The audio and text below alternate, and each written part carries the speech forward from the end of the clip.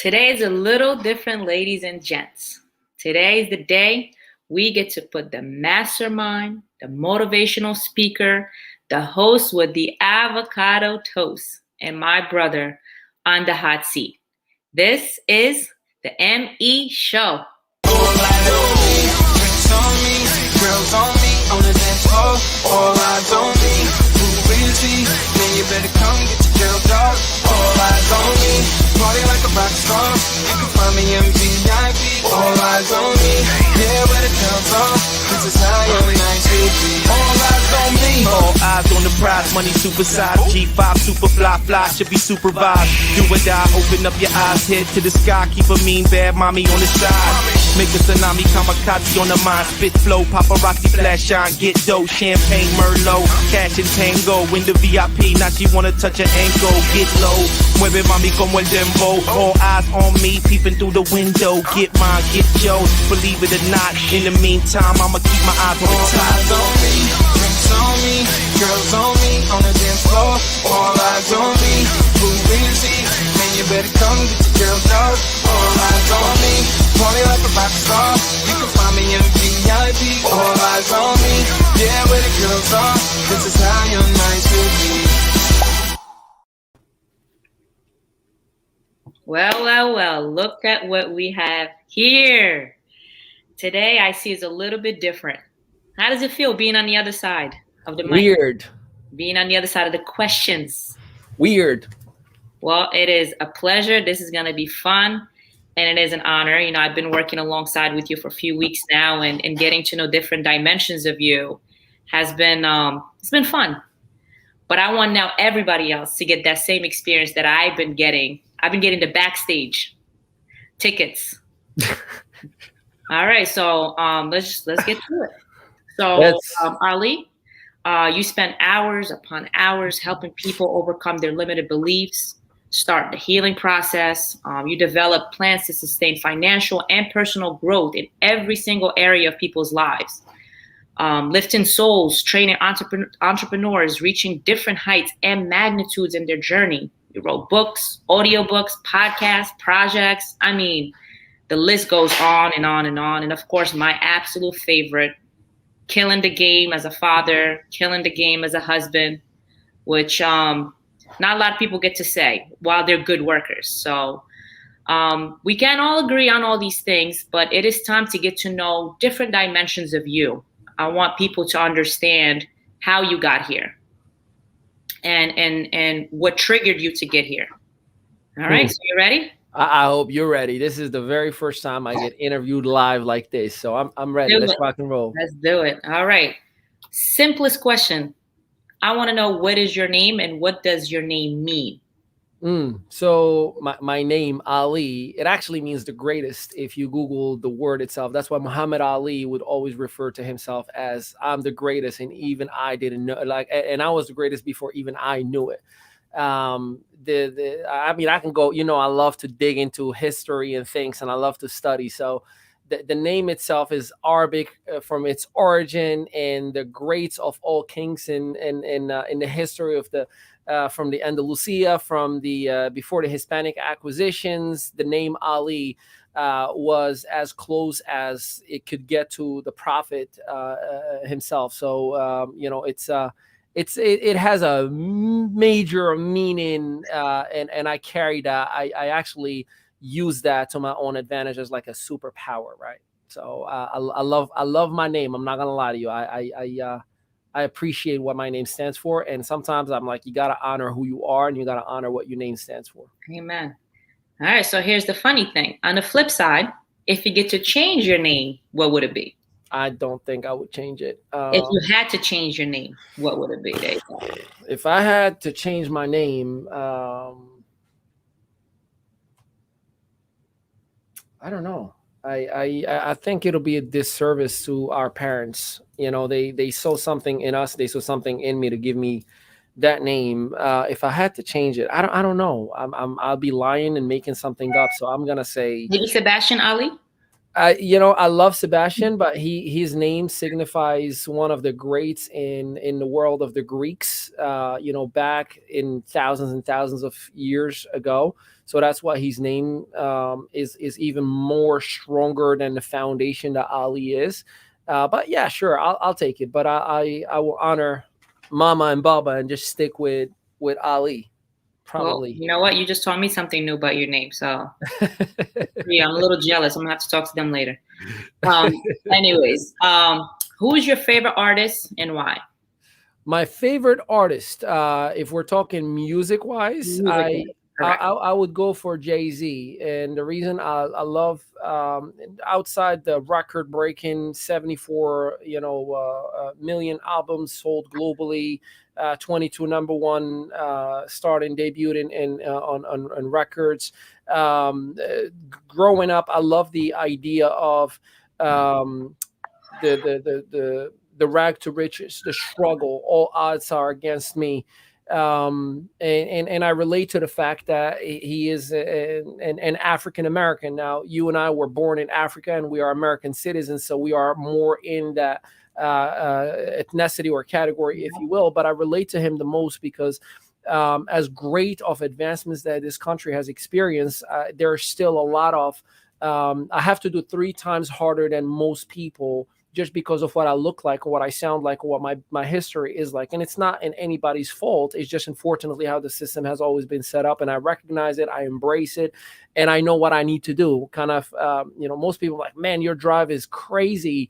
Well, if you understand, how I'm set up, you'll understand why my drive is three times as much as Yeah, yours. So I love what he established. I love how he's breaking records, and I love how he has never um, coward he doesn't coward his voice or his demeanor or his attitude for anybody. Love me or hate me, I am what I am, and he is yeah, not afraid of identifying his flaws, his mistakes, his mishaps. And now more than ever, it's not about billionaire Sean Carter, aka Jay-Z. It's about what he's doing to the community and what he's doing for everybody around him. He helped Meek Mill, and he says, now it's your time to be a billionaire, and I'm going to make sure of it. He said, DJ Khaled, I'm going to sign you, and it's your time to be a billionaire, and I'm going to help you, doing it. He went to Sean Diddy Combs, and he said, hey, you're just about to be a billionaire, and I want to lock arms with you and do what Bill Gates and Steve Jobs have done when they brought Apple and Microsoft together. And they said, let's make sure everybody wins in this space. So I admire what he's doing. A lot of people won't agree with me just because of he's biased to his views, and I yeah. really don't care. I am what I am. Love me or leave me alone. All right. Well, it seems like I've given you two simple questions and you answer them with such passion. But I wanted to do that because I wanted to showcase that it doesn't matter if it's just your name or something you enjoy listening to. You really take it and you dissect it and you learn Yes. it and you take pride in it. So, with that being said, where does your passion come from? Family. Okay. Ain't nothing more important to me than family. It's honoring the struggle that mom has gone through. It's living the things that my our father wished he has lived. I don't see the bad in anyone. I know that we've grown up in the most abnormal, different lifestyle growing up as kids. We have buy one get one free. We have mama, baba, dad, and mom, and I love that. I love that they figured out how to get along for our sake. They allowed the siblings to not even refer to themselves, like we refuse the idea of saying step sister, step brother. We're sisters Yeah. and brothers, Yeah. and I don't take that lightly. I want to honor moms and dads that we have. I want to honor you and make you proud. I want to make sure that Hassan, as unique in his own view of way, I want to make sure that he knows that I will do whatever it takes to be right by your side and honor how amazing and positive and cool you are, and hope that I can we can earn his trust one day to be part of Mehdaoui Enterprise, right? I want to honor Amina and Sarah and show them that here is what I'm doing is an example of what you can do for yourself. And, I might not have been able to do certain things, in my early part of my career, but together we're able to do bigger things and better things as we move forward. So it is all about family. It is 100% all about the family. And, family has a lot to do with past, to rectify and heal. Family has to do a lot of with now to make sure that we are living to the fullest, and family has to do a lot of with the future. That's our kids. I want Mason and Bryson and Isabel, Sebastian, Amir and Aya and Adam. I want the next generation to learn from us and to see that here is what you have available to you and here is what is doable. I want to isolate the excuses. I don't care how bad you've had it. I know I could figure it out. I know you can figure it out. And God knows many people don't even know half of what we've gone through. Even you at times, Tima, or family members don't even know many of the things that we've gone through growing up. But I choose to focus on the good that is in front of us, the opportunities that are in front of us. So I wake up and I go to sleep with my family in mind. I will do whatever it takes. I get sick to my stomach when I can't help my family. It bothers me. It makes me go insane. It's just family. That's what wakes me up. I absolutely love that. And family, unfortunately, although everybody wants to be part of it or everybody wants to partake in changing their lives, I feel like it's mentally harder because we're constantly having to jump hurdles that we are faced with. So let me ask you this. Family is your passion, and that's where your passion stems from. What fulfills your soul? Not everybody else's soul. I want to know your soul, that deep voice inside you, that heart. Yeah. What gives you goosebumps? What gives me goosebumps is giving. I love giving. You remember day one on that Monday when we had our very first strategy session as an executive team. And I was like, okay, first things first, I want to talk about Christmas and how much we're going to give before we even talked about how much I love giving. I love, we've done a whole lot for Sebastian's school this year. And this is not to brag, but it's the best feeling in the world. I love providing and giving. And, we were in Times Square over the weekend, and it was a gentleman just looking at me, and I'm like, I know you want to ask me for money. So I just turned around. I'm like, what's up, my man? He was like, I was wondering if you can, if I can get something to eat. I'm like, yeah, there's the touch screen thing. I'm like, yeah, whatever you want, go ahead. And he just started pressing and ordering, and we just got it for him. And as we're waiting, I'm like, what's your name? He's like, Max. I'm like, Max Maximiliano, or like what kind of Max? And it's okay. I know you have kids around you. Those are babies. And I got to hear his story. He's from Queens, and he's coming to Manhattan, just trying to find any gigs, whether it's security or help. But unfortunately, people see him and they just think this is an aggressive black man who's just trying to hurt people. And it was just good breaking bread with a stranger in the middle of Times Square. And wifey said, we sat and talked, and that gives me life. I mean, I can't tell you. I don't have fights with my wife. We have, she's my anchor. Like, hey, settle down. You're getting too excited. The very first day of PTO, parent teacher organization, we asked, how much do we need to raise this year? They said $6,000. I looked at her. She was like, don't you dare, not right now, because she knew I was gonna say, can we just write a check right now and just give it? So giving. It's all about giving. I don't own anything of what I have. There's a higher power that I choose to call God that has trusted me with this accumulation, with this bank account. And it says, you're not the owner of it. You're a trust manager. So I am a manager of this account. And as I do well with it around me, with everybody else, it takes care of me and our family as well. I love that. I actually admire that. The ability to give and never expect anything, but allowing the giving to take you to higher levels within you. So I absolutely love that. For you, giving is what lifts your soul up, is what speaks to you, is what fulfills you. Yep. So if you could see a perfect world, give us a visual what that world would be like. If we come to you right now, Yeah. Ali, give us a bit. What would that be? I already see a perfect world. I'm already in a perfect world. I genuinely believe that, everybody's chasing, things, chasing life, chasing, heaven. I'm already there. I'm here now. And I choose to see it because the natural law of the universe, natural law of life, natural law of spirituality, there's good and bad, and it is all dependent on what you see. I believe that beauty is in the eyes of the beholder. If you choose to see greatness, you will have all the greatness that you want. If you choose to see the worst things in life, if you choose to think poor are getting poorer, if you choose to think that politicians are just taking advantage of us, if you choose to think that, my past is the reason I'm broke, or like, you are literally creating your own world. I believe we have it all. We got it all. We live it all. We feel it all. And I have it all. I have every single thing. I am in a perfect world. Now, I'm not oblivious that there are things that are negative, or there are scary or bad things happen and occur. But again, it is the natural law of the world that we live in. Your body naturally has, germs in it. Your body naturally has good and bad in it. But your body identifies with your state of mind, and your state of mind is telling your body, I'm happy, I'm healthy. Therefore, your immune system is stronger and it protects you from the bad. Well, that's how I choose to see life.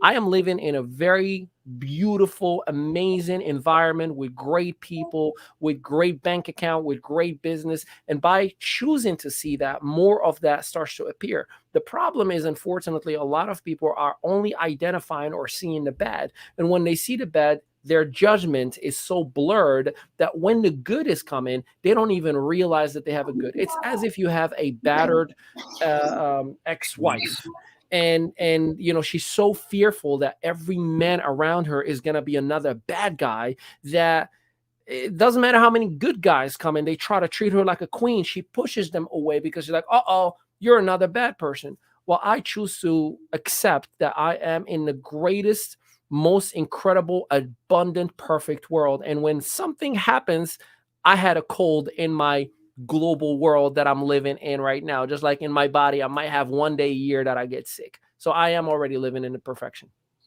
That's really, really, it's neat. It's a neat way of thinking, because it is all about perception. So what inspires you, though, to continue to have that perception despite the ups and the downs and the realities of life? Yeah. So inspiration is an inside job, and no one can give it to you. Like you cannot. I know that we live in a digital social media world, and most of us, we go online to get a, YouTube motivational video, or we read a blog or an article or a book, right? That is an external source that is generating something within us, and that's very good. But that's only a catalyst. That is only a tool. It is 100% an internal force that has to be what's coming out of you in order to feel inspiration. Like, I personally don't wait on a book or a video or a blog to motivate me and inspire me and get me going. However, within my own mindset, I understand that I have two tanks. I have a positive tank and a negative tank. And the fuller my positive tank is, the more I'm beating this negative tank. It becomes irrelevant. So by default, I do read things that motivate me, but I read things that are, again, rags to riches stories. I read things that have, I like to call them hidden treasures. Every single book has a hidden treasure on them. That's why that author who has a lifelong success, they put their very best or their very worst in that book and saying, here's what you don't do and here's what you do. And I use that. I love to study, and I love to dissect things. My favorite thing is Google. I don't, if I hear something in a moment, sometimes they're like, I forgot what it's called, or what is that thing, or what does it mean? I don't understand. I immediately go and Google it. I immediately open, a dictionary. I want to learn it. And I don't just learn the meaning of it. I copy it, paste it, and I put it on my in my notes. And eventually I literally will get like a whole 1 hour training out of that one sentence, because it is so fascinating to me that I don't think there's absolutes. Life that we live in is infinite, and you can learn so much. So to answer your question, probably from getting educated, from learning about people, things, items, particles, cellular activities, brain activities, neurons, food, socks. I don't care what you tell me. I want to learn it all. It fascinates me. If you go to my any streaming service and you look at my history, like my profile, you'll see documentaries for the most part or biopics. I choose my time very, very wisely, and I don't allow anything to dumb me down. And I think a lot of stuff out there is dumbing us down. No dumb. Okay. So we talked about passion, family, love, excitement. So far, we're on a good roll. I like You mean there's a hot seat coming up? there's few quite things. Let me get it. So here's a question: what would you change about yourself? What would I change about about myself? If I can tap into what I call ants, automatic negative thoughts, they're still there. Every now and then they creep up on me because I'm a human being, right? Yeah. So if I could figure out my programming system to completely have an antivirus that will remove all those ants, or as I call them, anti-negative thoughts, man, I would.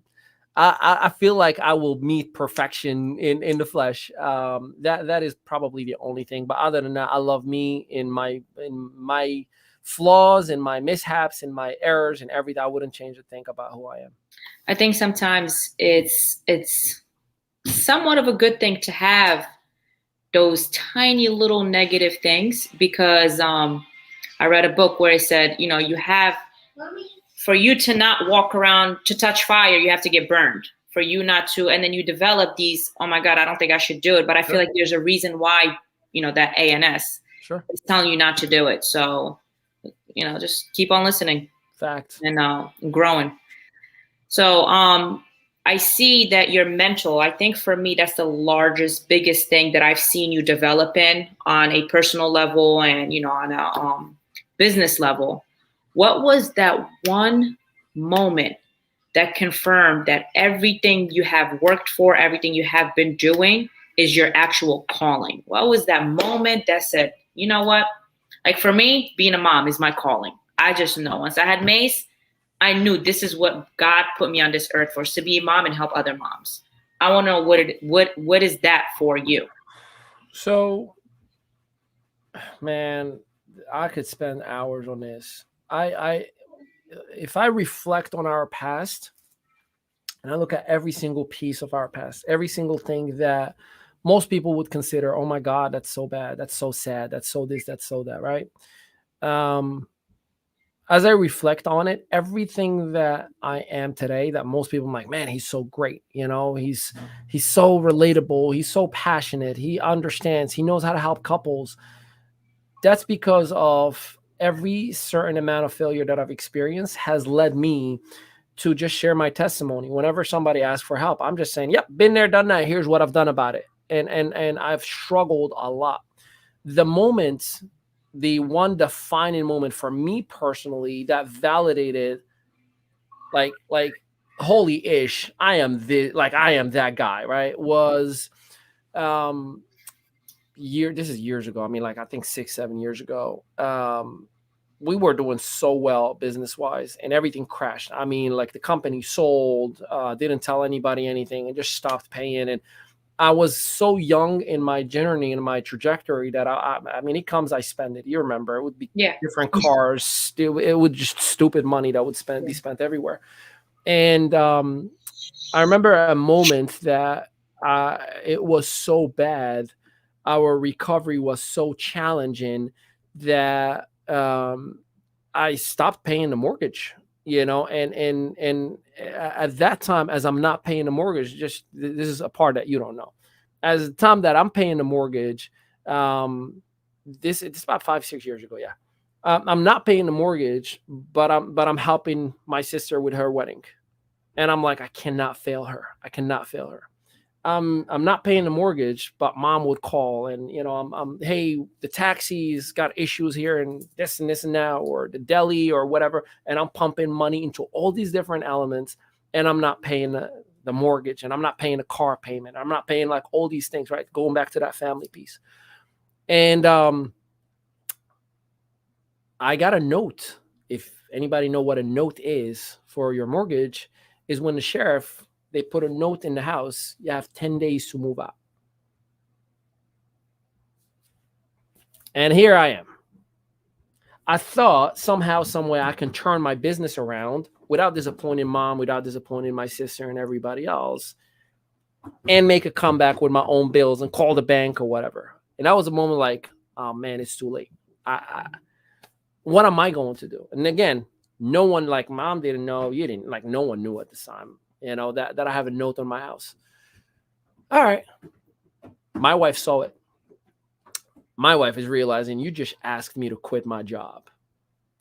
This is when she just quit her job. You're asking me to travel the world with you, and this is what happens. Like, what are we going to do? I had 10 days, and I turned that sucker around.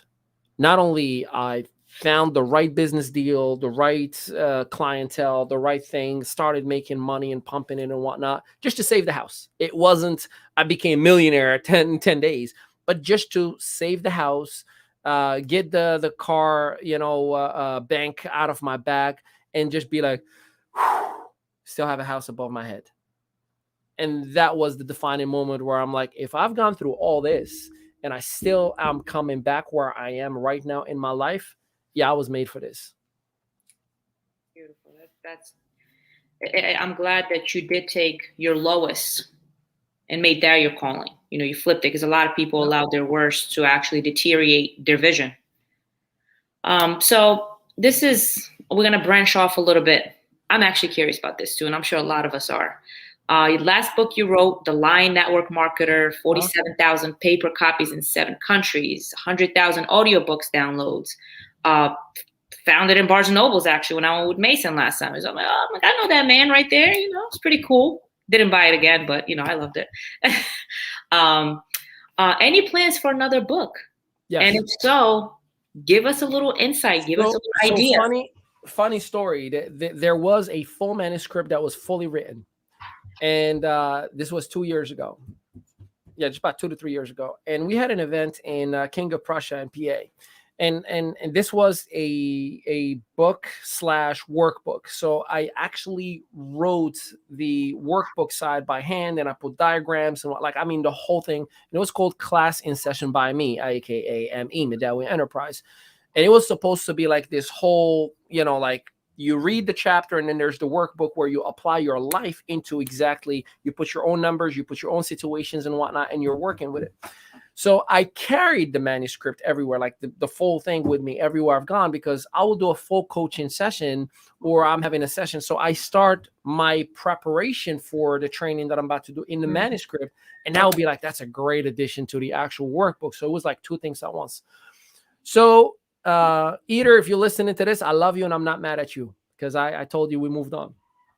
Eater, which has gone with us that day to help me out, because I needed somebody to help me with equipment, fully uploading up the car and whatnot.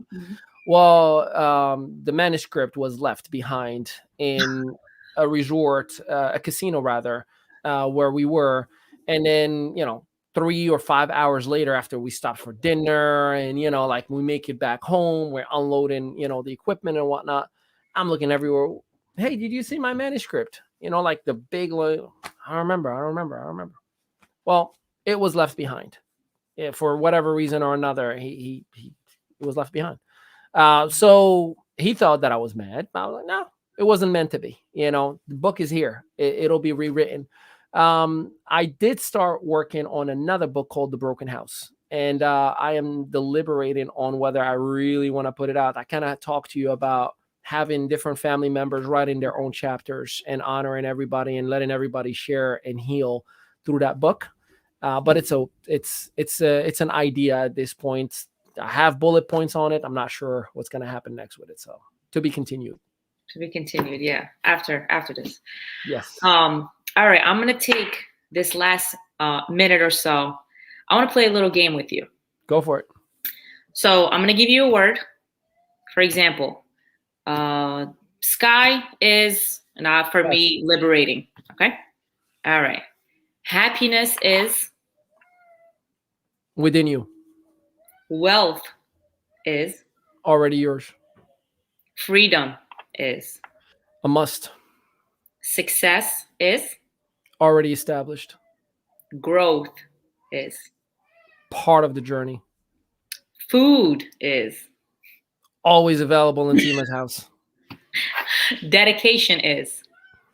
The gas to your drive. Entrepreneur is. Hard. And being you is. The only way to live. All right. Well, ladies and gents, there you have it. Thank you for allowing us in and allowing everybody else to partake in this. This was the ME show, and I hope you guys enjoyed it. Have a great night and take care, everybody. Peace out, everybody.